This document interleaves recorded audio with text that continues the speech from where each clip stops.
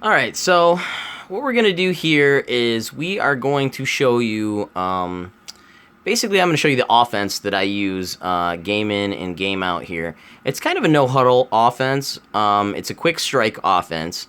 It's called this tight offset tight end. And I am aware that you can upload things directly without having to record them on a phone, but I just find this much easier because I can point things out on the screen, and yeah, it lessens the quality a little bit for sure, but it's just easier to edit too. I can stop and start however I want. So you're going to want to take note down here of the personnel. So the personnel grouping is going to be HB1, and the reason that that's important is because this is it says right in the name, tight offset tight end, and there's no tight end, as you'll notice. On the field. If you're a Cowboy fan, you'll know those numbers right away. So it's I don't know if it's a glitch. I don't know if someone did it on purpose, but for whatever reason, if you switch to HB1, and I don't know a lot of other formations like that, maybe you know some yourself, but it just switches the personnel to 4 wide receivers. And I think it is a glitch because sometimes if you switch them around manually without doing it in the depth chart, which I'll show you the depth chart setup in a second, it won't switch. Guys will be stuck at tight end and so on and so forth. You won't be able to put guys back in. So let me just show you the setup here real quick in the depth chart. Okay, so I do apologize again. There's going to be a glare here in most of the videos because it's just how my room is set up. But so Terrence Williams, I put at number 1, and Dez Bryant number 2, and Butler number 3, Whitehead number 4, and I actually don't have Beasley even in. You can always switch that up. Obviously you're probably not all going to use the Cowboys anyway, so but let me explain to you why I have them set up that way. So I have them set up that way due to the speed. So the speed is important in this aspect because of the way it breaks apart the defense. So I have my fastest guy at the 4 spot, and I'll show you when I get back on the field as to where they are positioned, in actual gameplay. Okay, so to come out in like a base play, because like I said, I run a no huddle, so I want to have 5 plays available to me. So I come out in that Saints spot shake right there, and then we'll just choose any formation for now. Go against cover 3 real quick. So this is how I have them set up on the field. So Dez Bryant's going to be here.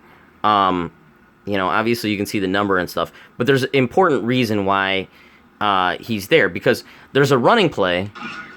I don't know why I did that. Sorry. So let me show you the audible real quick. There it is. There's the running play. So that's just a little inside zone.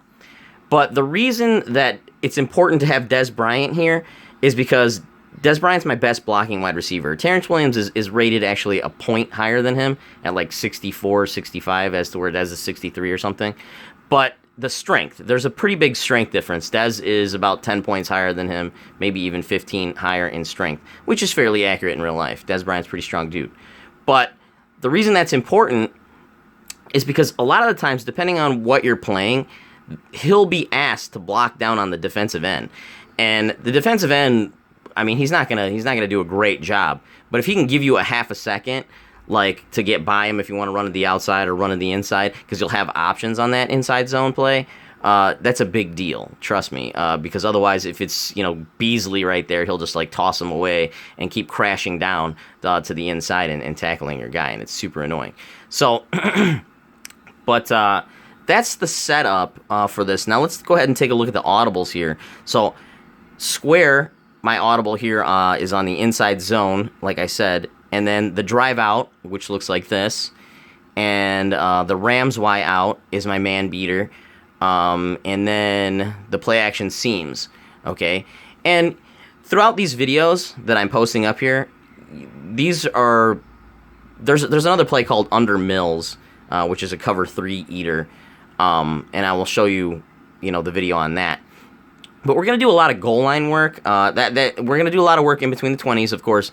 but nobody really seems to have a problem moving the ball in between the 20s. So what I'm going to show you is I'm going to show you very specific breakdowns of all the major coverages, whether it be man-to-man, whether it be cover 3, whether it be cover 2 or cover 4, all the way from the 20 all the way to the goal line. So we're going to show you things that work, from the, your 1 line to the other player's literal 1 yard line, because it gets hard to pass sometimes when you get to the 1 yard line, but you might not have the ability to run it in or just quarterback sneak it because the game might be on the line with no timeouts or something. So we're gonna get pretty in depth, and I use this offense.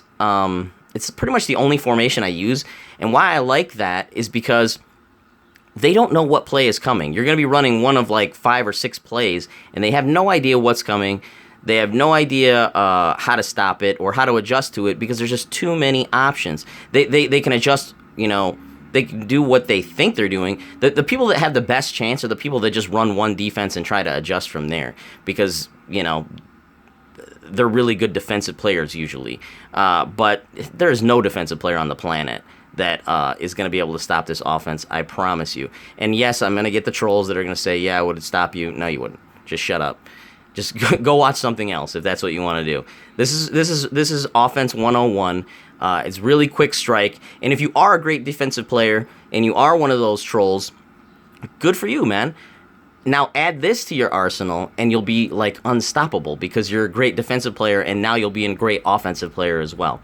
So hopefully we can help you out and, leave comments in the section and, any helpful thing that you want to spread to the Madden community, you're more than welcome to.